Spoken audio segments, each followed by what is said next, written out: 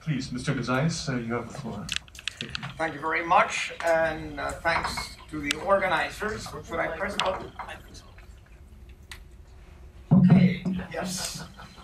It's always quite a pleasure and quite an honor to share a panel with Ben Emmerson.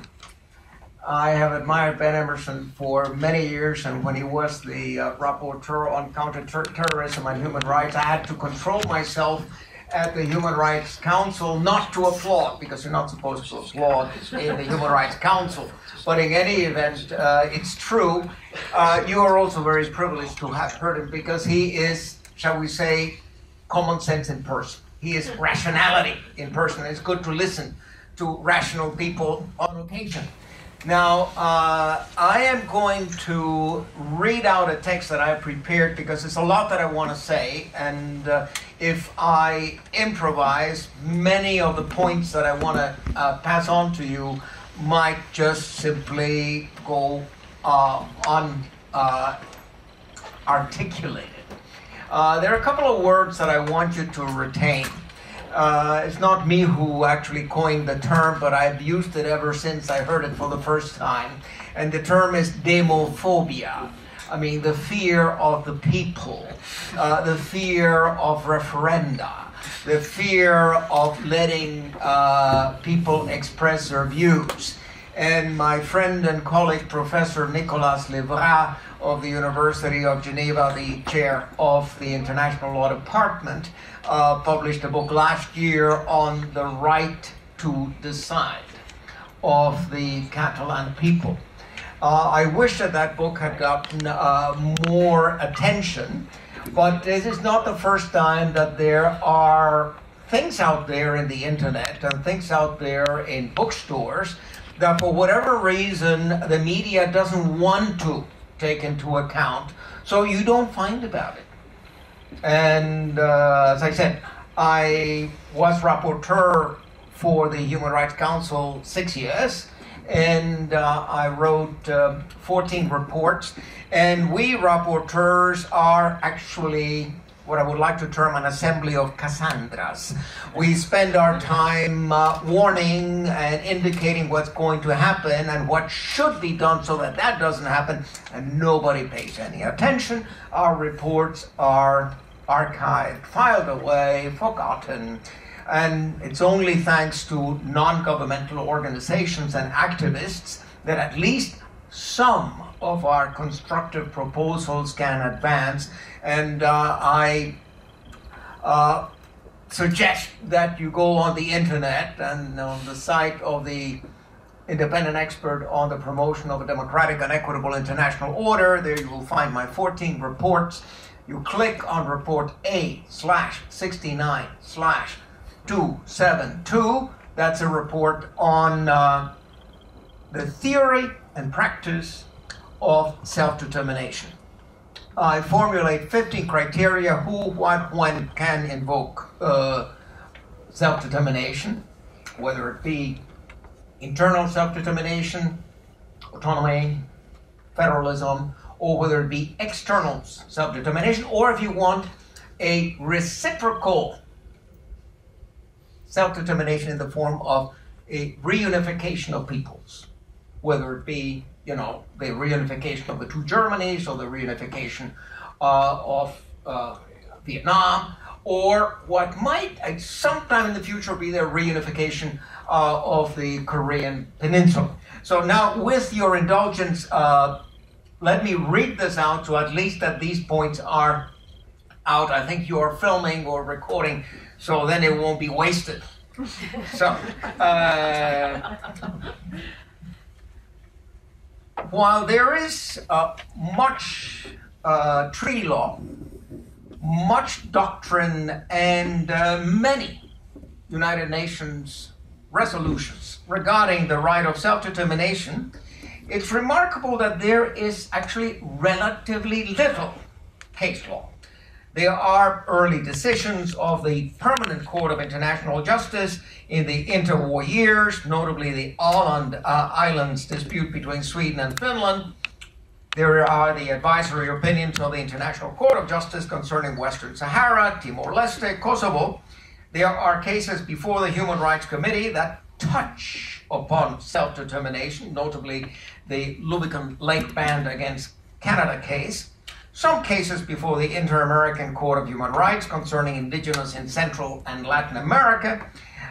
There is now the judgment of the European Court of Justice in Luxembourg of 27 February 2018 confirming that self-determination is indeed a human right and part of European law, and that therefore commercial treaties with Morocco cannot apply in the territories of Western Sahara because the self-determination of the people of Western Sahara must be upheld.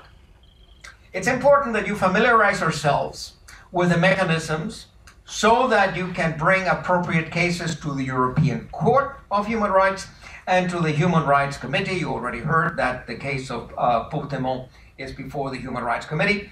It's also useful to send urgent appeals to the independent experts and special rapporteurs of the Human Rights Council, including the rapporteurs on freedom of expression, freedom of peaceful assembly and association, the rights of minorities, the independence of lawyers and judges, of course, the working group on arbitrary detention, and also to my dear successor as independent expert on the promotion of a democratic and equitable international order, Mr. Livingstone Sewanyana from Uganda. My 2014 report to the General Assembly concerning the right of self-determination of all peoples, as laid down in Article 1, common to the International Covenant on Civil and Political Rights and to the International Covenant on Economic, Social, and Cultural Rights, presents my thesis that the realization of the right of self-determination constitutes a conflict prevention measure and a condition to the enjoyment of most other civil, cultural, economic, political, and social rights. This, of course, also reflects the general comment of the Human Rights Committee, General Comment 12, on the right of self-determination of peoples. Admittedly, the idea is not new. It was already championed by UNESCO in 1998 when it conducted an expert conference in Barcelona where, among others, the Unrepresented Nations and Peoples Organization presented a pragmatic and implementable paper penned by the then president of UNPO, Walter van Praag. Alert observers have already noted that since the Second World War, hundreds of armed conflicts had their origin in the denial of the right of self-determination. That is why the United Nations, under its charter, has a primary responsibility to facilitate the realization of the right of self-determination so as to spare future generations from the scourge of war. For instance, it could be a sensible thing for the United Nations Secretary General to take an advisor on self-determination. I've recommended that many times. To keep a register of peoples who aspire to self-determination and to establish a committee of experts to examine their claims. Most importantly, there should be an early warning mechanism to inform the Secretary General and the General Assembly about situations that could develop into local, regional, or international armed conflicts. The good offices of the Secretary General and the mediation by the United Nations and regional organizations such as the OAS and the Council of Europe could be crucial to diffuse incipient threats and to offer advisory services and technical assistance to all stakeholders. Early warning and preventive action are necessary so that peaceful consultations and referenda are held in a timely fashion and not after hundreds of thousands of people have been killed, as was the case with regard to the independence referenda organized by the United Nations in Ethiopia, Eritrea, Timor-Leste, and Sudan. Where appropriate, the United Nations should organize and conduct self-determination referenda in all countries and territories where a significant part of the population aspires to internal self-determination in the form of autonomy or external self-determination in the form of secession, or, as I said, reciprocal self-determination in the form of a reunification of neighboring peoples. Year after year, the Secretary General presents a report to the General Assembly on the implementation of resolutions concerning the right of self-determination, for instance, of the Palestinians or of the Sahrawis of Western Sahara. But very little has actually emerged from these reports. In my own reports to the Human Rights Council and General Assembly, I have repeated the obvious, namely that all human rights are universal, interrelated, interdependent, and that when the right of self-determination is violated, multiple other rights are also violated. I have emphasized that self-determination is an expression of democracy, as democracy itself is inseparable from the concept of self-determination. I have also pointed out that what I like to call the cosmic relevance of the right of self-determination was certainly not exhausted with its partial realization during the decolonization process in Africa, Asia, and Latin America in the 1950s, 60s, and 70s. When one looks at the map of the world, we see many countries with mixed populations where different peoples live side by side, yet not always without animosities and outbreaks of violence. We see one ethnic group oppressing another ethnic group, one religious group killing members of another religion.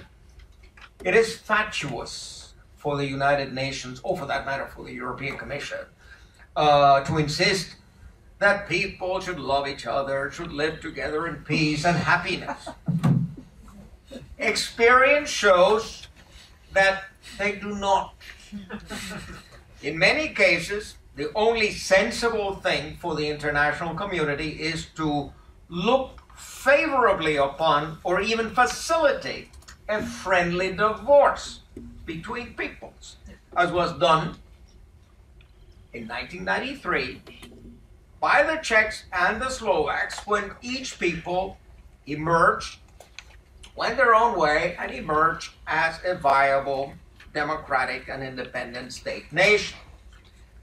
Among the many peoples aspiring to internal or external self-determination are, of course, the Catalans. But also, let's not forget, the Basques, the Corsicans, the Bretons, the Germans of southern Tyrol, the Veneto Italians, the Trieste Italians and Slovenes. As a matter of fact, if you look at the 1947 peace treaty with Italy, the free territory of Trieste is provided for. Italy has ignored it, but there is a movement in Trieste for the independence of Trieste and for pacta sunt servanda, that the treaty of peace be actually implemented and that they get their passports. Interesting to know that in the communist era, the population of eastern Trieste that was occupied by Slovenia and Croatia did get passports for Trieste, whereas the western parts occupied by Italy did not. Just by way of an aside here. Also, other people who would like to have their self-determination are the Serbs of the Republika Srpska that would like to be joined up with their brothers across the border, or the Serbs of northern Kosovo. Obviously, the Palestinians, the Kurds, the English-speaking Cameroonians. I get communication from English-speaking Cameroonians who want to separate from the French-speaking Cameroonians, the Igbos of Biafra, the Tamils, the West Papuans, the Moluccans, the Rapa Nuis. Rapa Nui, by the way, is the term for the Eastern Island, which actually is administered by Chile, but it has an indigenous population. Certainly the Mapuches of Chile also, the indigenous of Alaska, the Hawaiian natives, etc. If you look at the farce of the 1958 so-called referenda, independence referenda. I mean, it was not an independence referenda, or it was not anything like a self-determination referendum. It simply says, do you agree that Alaskans should join the United States as state number such and such? And then, of course, the indigenous were intimidated, and many of them couldn't vote because they didn't speak English. And the soldiers, which were in the barracks, the American soldiers in the barracks in Alaska, they all got $5 so that they go and spend the night on the town and vote. And so it's very nice. But it's totally manipulated. So that's something that at some point should be looked into. In my reports to the Human Rights Council and General Assembly, I have repeatedly proposed that the issue of self-determination again be placed on the permanent agenda of the Human Rights Council, as indeed self-determination was a permanent item on the agenda of the former Commission on Human Rights, which of course ended its work in the year 2006 and was replaced by the Human Rights Council. The special procedures of the Human Rights Council occasionally deal with certain aspects of self-determination, but not in a comprehensive, systematic way. I've also proposed that the General Assembly invoke Article 96 of the UN Charter and refer legal questions concerning self-determination to the International Court of Justice with a view to obtaining an advisory opinion, e.g., on the primacy of the right of self-determination and human rights over the principle of territorial integrity. It is necessary once and for all to have jurisprudence on this subject. Why is it that the United Nations is so slow in solving self-determination conflicts? Among the major obstacles are geopolitical and geoeconomic considerations. Obviously, Israel continues to occupy Palestinian territory because it claims that occupation and systematic obstruction of the Palestinian aspiration to self-determination is necessary for Israeli security, what they call vital interests.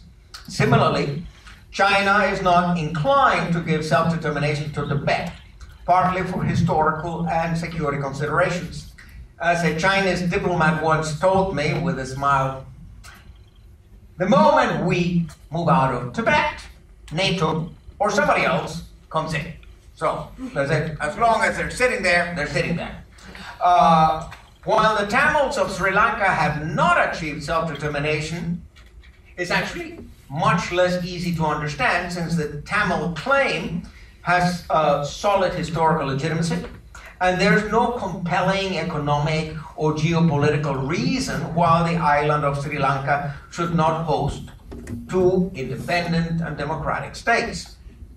Economic reasons prevented the Igbos of Biafra from achieving independence from Nigeria, bearing in mind that the Biafran oil reserves, which are being exploited primarily for the benefit of Nigeria and not for the benefit of the population of Biafra. By the way, I used to be president of the Pen Club in Switzerland, and we supported very much Ken Saro-Wiwa. Maybe you remember the name. He was an Igbo, and he was executed, accused of terrorism. Basically, all that Ken Saro-Wiwa was, of course, independence or at least autonomy for his people. But he was still executed by the Nigerian, at that time, military junta. Similarly, Morocco does not want to see a self-determination referendum in Western Sahara, although it's been provided for in God knows how many United Nations resolutions, precisely because it is engaged in exploitation of its mineral resources as well as its fisheries. Some states like to invoke the sacrosanct principle of territorial integrity and denigrate its citizens who demand self-determination as unpatriotic or even as terrorists. The primacy of self-determination of the principle of territorial integrity, however, has already been decided kind of indirectly by the International Court of Justice in a recent advisory opinion, the Kosovo advisory opinion. Paragraph 80 of the advisory opinion of 22 July 2010 concerning the legality of the unilateral declaration of independence by Kosovo rejects the contention that a prohibition of unilateral declarations of independence is implicit in the principle of territorial integrity. That was specifically one of the questions examined.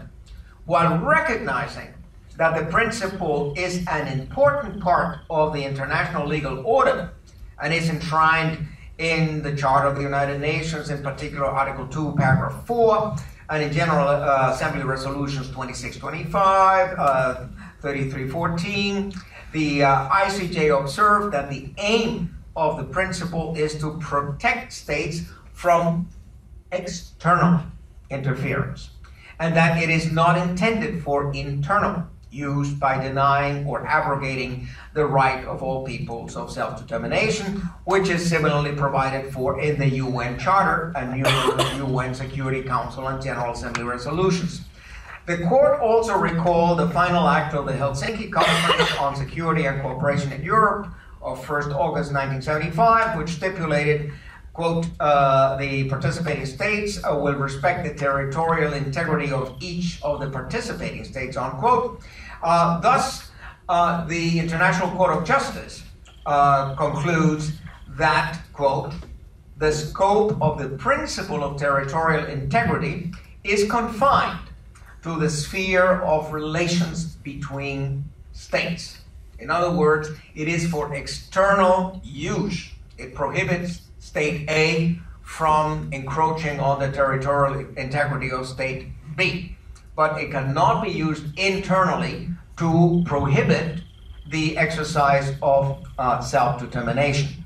Now, I could go on and on and on, and I think it's far more interesting for you to ask questions. I will merely quote from my report to the General Assembly.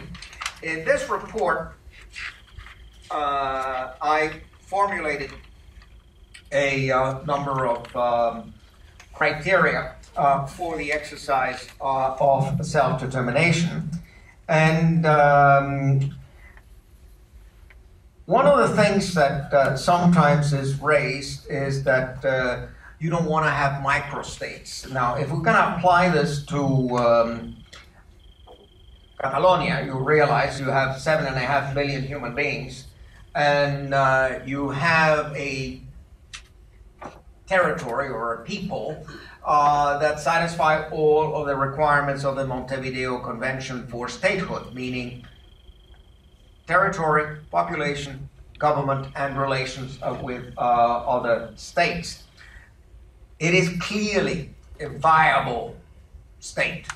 It can stand on its own 2 feet. It's not going to be needing international financial help in order to function as a state. And it has a long history and a long democratic tradition. So it really has it all, except that the deep state in Spain will not let it emerge, or at least thus far has prevented it from emerging.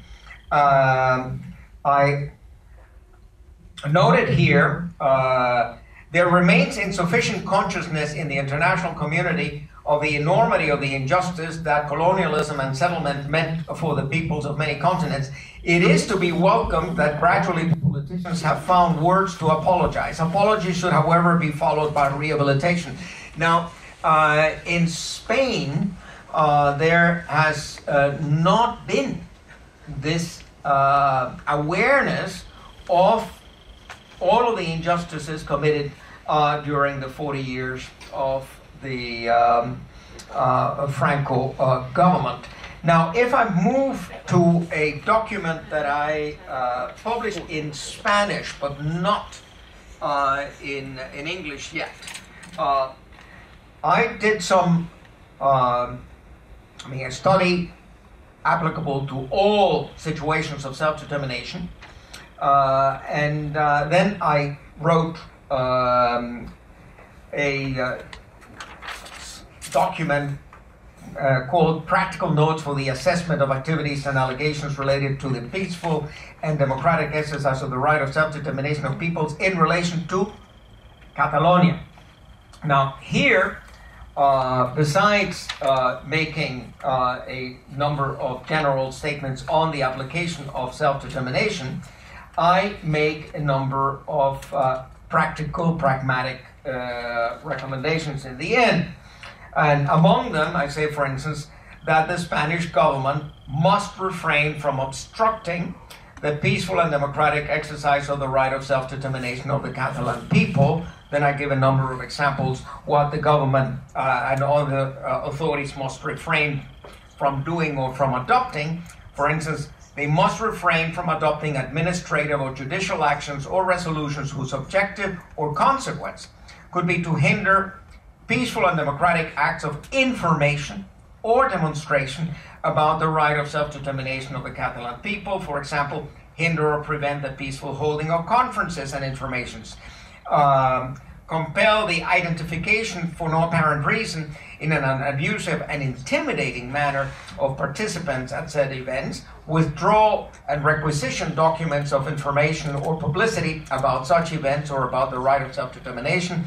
Prohibit the use of separatist flags in events and confiscating them, blocking publications as well as closing websites and web pages dealing with such events or the right of self-determination of the Catalan people in general.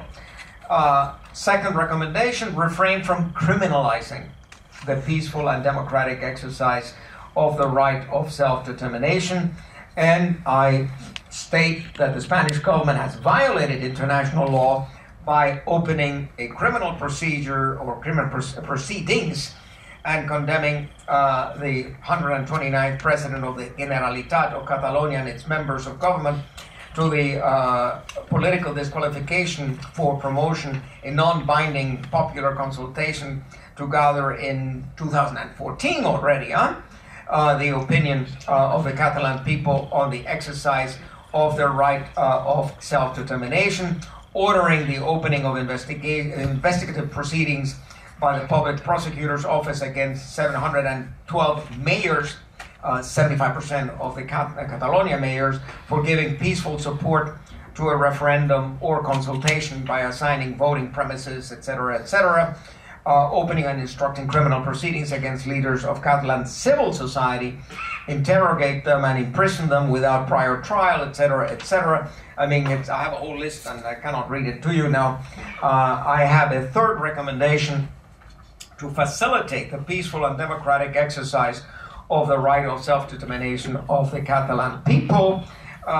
In this regard, my report to the General Assembly 2014 recalled the words spoken precisely by a Spaniard, Federico Mayor Zaragoza, former Director General of the United Nations Organization for Education, Science and Culture, UNESCO, at a UNESCO conference on the right of self-determination, quote, "In the globalized world of today, the borders between states have become relative. Everything possible must be done to ensure that the immediate political interests of states do not compromise the aspirations of all peoples to freedom and other legitimate rights. There must be a negotiation between all parties to avoid conflicts and find peaceful solutions. The right of self-determination must encompass cultural, linguistic, and communication rights, as well as social, economic, and political rights, as these are interdependent."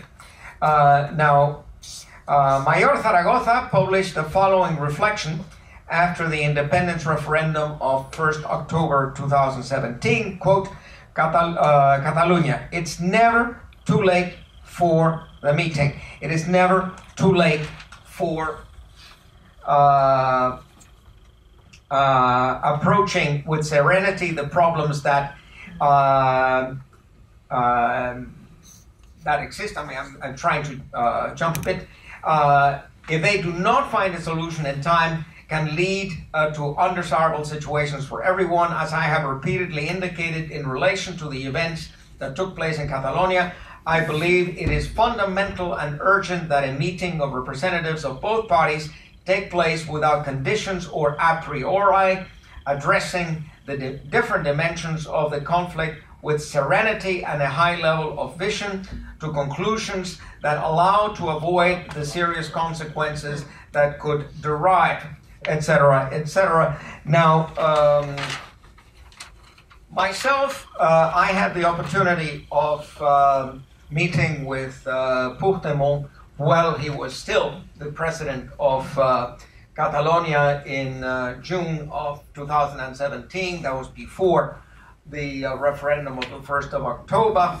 And I had made a number of proposals to him, of course, that some of the issues should have been elevated to the European Court of Justice in Luxembourg for violations of Article 2 of the Treaty of Lisbon.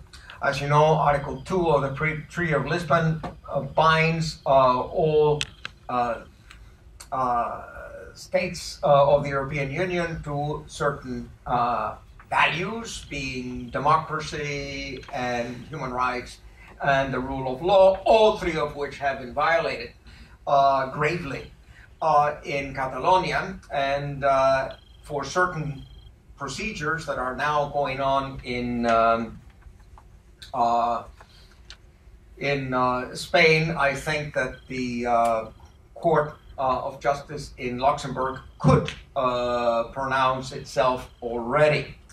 Now, beyond that, as I said at the beginning, I think it's important to raise awareness, as Ben Emerson said. It's important to use all of the mechanisms available, and some cases can be sent to the European Court of Justice, some cases can be sent to the European Court of Human Rights, some cases can be sent to the Human Rights Committee. But in any event, it's something that is not yet in the zeitgeist, it's not yet in the awareness of the European mainstream. You don't read about this in Le Monde, you don't read about this in the Neue Zürcher Zeitung or in the Frankfurter Allgemeine Zeitung. So, having said that, I think I better stop here so that if there are any questions, we can handle them. And I'm at your disposal until I take my plane to Berlin. Yeah, thanks.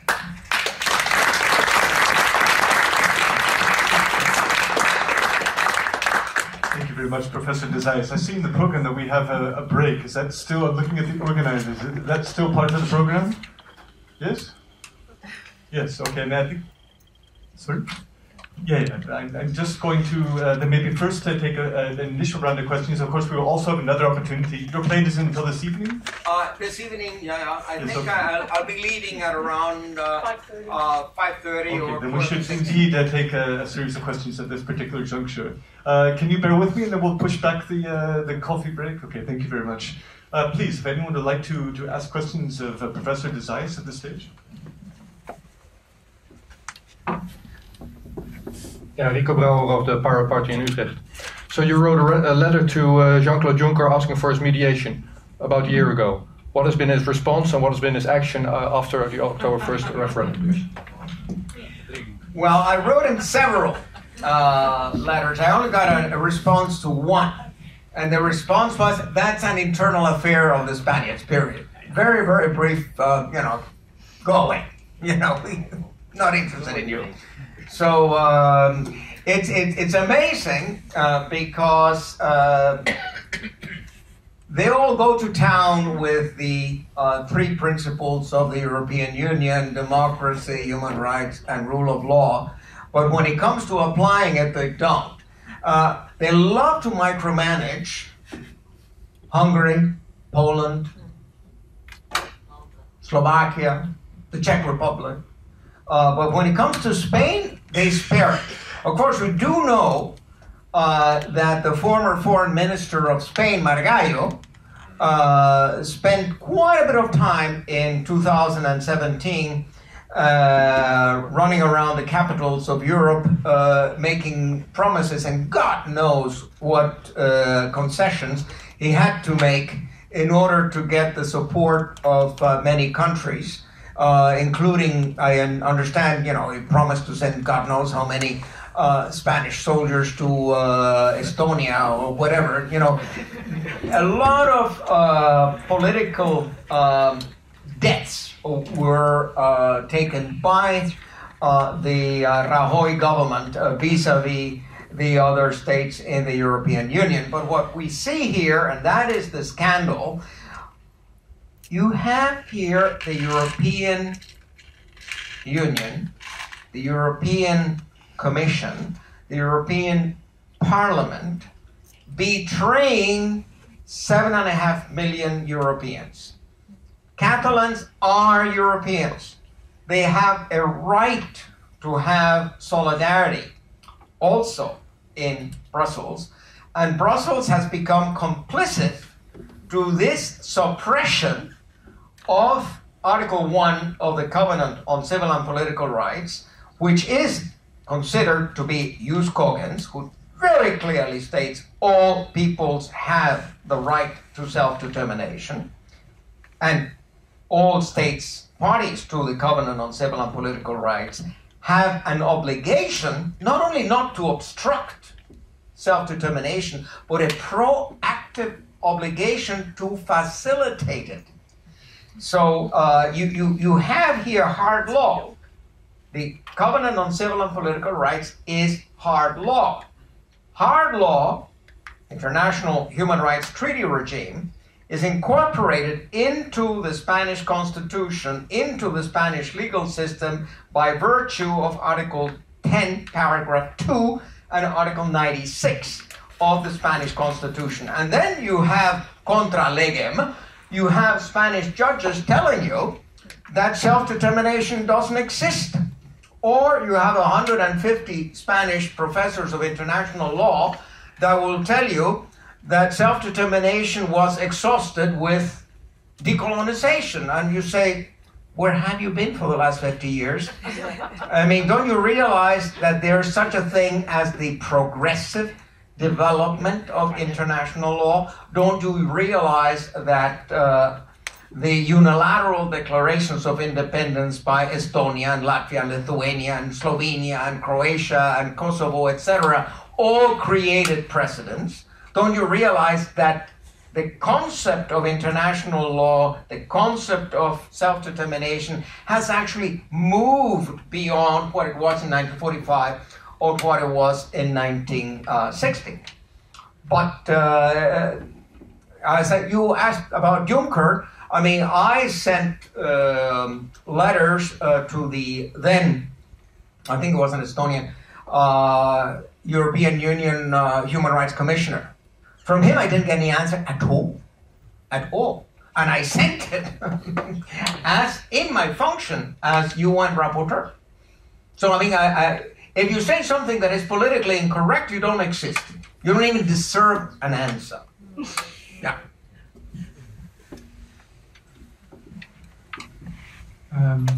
You are all talking about awareness. Introduce yourself, please.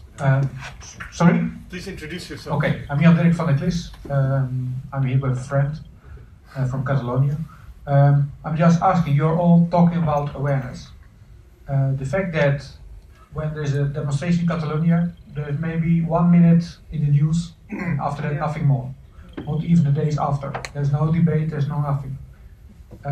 Is it that you think that people in Europe want to be aware of the situation in Catalonia? If you say that you sent a letter to Juncker, and Juncker is just putting it aside as an internal affair. If you ask the Dutch Prime Minister, he says internal affair.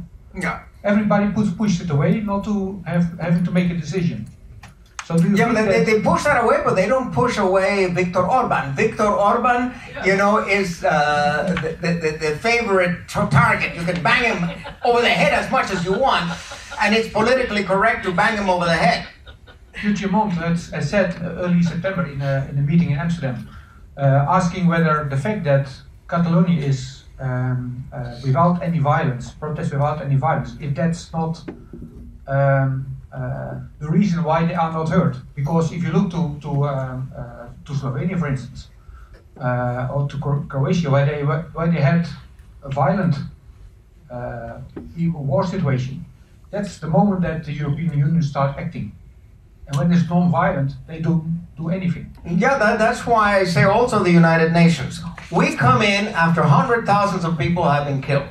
Instead of trying to negotiate an orderly independence for Timor-Leste or an orderly separation of Ethiopia and Eritrea, we wait until the catastrophe has actually occurred rather than having an early warning and a preventive function. But when you mention that, it reminds me of Milosevic. And sometimes I say that Rajoy was a modern-day Milosevic. In the year 1989, Milosevic annulled, cancelled the autonomous status of Kosovo. And that led, of course, to the development of the Kosovo Liberation Army and to all the violence that followed in the 1990s until the NATO bombardment in 1999. But when Rajoy imposed Article 155 of the Spanish Constitution and canceled the autonomy of Catalonia, it's quite interesting. The Catalans suffered, endured this injustice, but did so peacefully, without establishing a Catalan Liberation Army, for instance. Evidently, if you are democratic and peaceful, it's not sexy enough for the mainstream media, and nobody pays any attention to you. And actually, I wrote Juncker about it and say, do you really want to provoke violence in Catalonia by simply closing your ears to what is going on? And I added that phrase that everybody knows, the silence from Brussels is deafening. The fact that Brussels is watching what's going on and doing nothing to correct it, I would tend to think that the violations of Article 2 of the Treaty of Lisbon by Spain are far more serious than the violations by Poland, Hungary, Czech Republic, or Slovakia. However, nobody talks about that, and I don't see any initiative to call for measures under Article 7 of the Treaty of Lisbon. So here you have international law a la carte. International law applied selectively. I'll do so in this case, but not in the next. We will take one more question and then we'll break. Yes, sir. My name is Jaime Prat Ramon. I left Spain in '68, so I know I'm not a Dutch citizen because it cost me €1,000. So.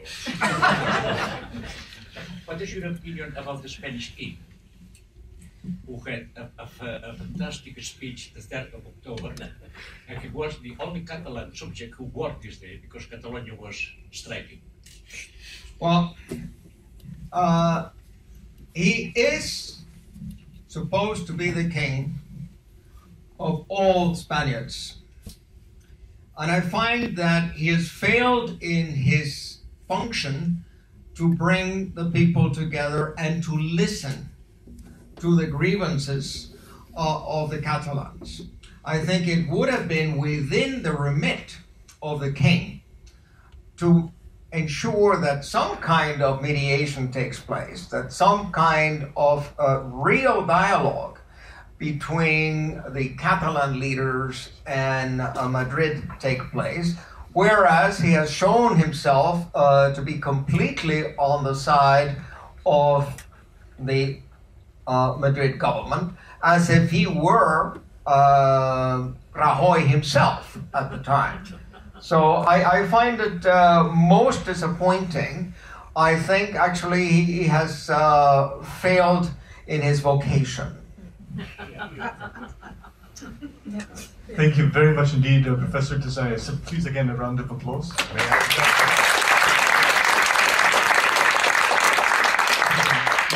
Question, since I heard the peaceful separation of Czechoslovakia and also the date 1968 from this gentleman behind me. My name is Vojta Dukat. I have left the Czechoslovakia in 1968 after the invasion. I live here, but I travel around. And I would have a request, a humble request, if you could add Moravia to the long list of the countries, of the peoples who are striving for autonomy. I think Moravia would not, in this context, be able to achieve independence. It is also a little bit a similar case like between Catalonia and Spain. But you don't hear anything because I don't exist. No, I know, I've never heard I don't exist. I have no problems because the Czech government systematically, especially after the separation of Slovakia and what is Bohemia, which includes Moravia and Silesia, completely systematically annihilates any attempts to a dignified existence of non-Czechs. Everything is proclaimed Czech. Every cultural achievements, every achievements in sports, you name it, industrial, let's say, achievements in technological terms, and so everything is Czech. Yeah, it's difficult. I'm having some cases. I have great sympathy with what you're saying. Thank you for your attention. But I confirm that indeed I'm totally ignorant on that issue. I've been frequently in Brno. I've been even at the opera in Brno. I love the area. I love Moravia, but I didn't know that there was this, shall we say, identity of the Moravians separate from the identity of the Bohemians, and that the Moravians would want to have, shall we say, more identity, more of their own, and at least a certain separation from the rest of the Czech Republic. I assumed that it was far more of a monolith, and I assume that because, like everybody else, I am the victim of the mainstream media. And the mainstream media does not report on Moravia, like zero. So I gave you a very partial list of peoples who strive for the exercise of self-determination, which, as I say, it doesn't have to mean secession. It doesn't have to mean the creation of micro-states. But it has something to do with identity. It has something to do with who you are. And I made a proposal in an article that I published in the United Nations called A New Functional Paradigm for Human Rights, in which I push aside the totally artificial division of human rights into rights of the first, second, and third generation, which of course favors the first generation, which are the civil and political rights. Everything else is just economic, social, and cultural rights, or even imagine environmental rights. Those are the third generation. I mean, those don't exist at all. And I say, why not look at human rights differently? The first right being, or the most fundamental, the enabling rights. I mean, you certainly need the right to food. You certainly need the right to water. You certainly need the right to shelter, the right to work, etc., in order to be able to even aspire to exercise other human rights. And then you have the rights that I would consider passe-partout, or rights as immanent, as part of every human right. Obviously, there is the human right to equality. It's an autonomous right. Every single right includes in itself this principle of equality. I have exactly the same right to property as you do. and you have the exact same right to freedom of expression as I do. So this concept of equality has to be given a higher visibility. Then I consider procedural rights or instrumental rights, and there, of course, the right to access to information. I mean, why do I need access to information? If I want to reach my potential, if I want to complete my personality, I need all of these instrumental rights. But then at the end of the day, what are the outcome rights? Why do you have this whole edifice of human rights? And I say it very simply. It's a right to be you. The whole system is there so that you can be you. And I can be myself. And everything is there to enable me, first of all, to complete my personality, to reach my potential, but then to be left alone. Not to be obliged through political correctness or through whatever to self-censorship. And there's a huge problem of self-censorship. I've been pushing the Pen Club for a long time to fight not just against censorship by government or censorship, but I mean the fact that people are afraid to formulate their own ideas. And if they do, then they're called names, then they are insulted, then they are humiliated. And of course, then many people just crawl back into their shell and don't speak anymore.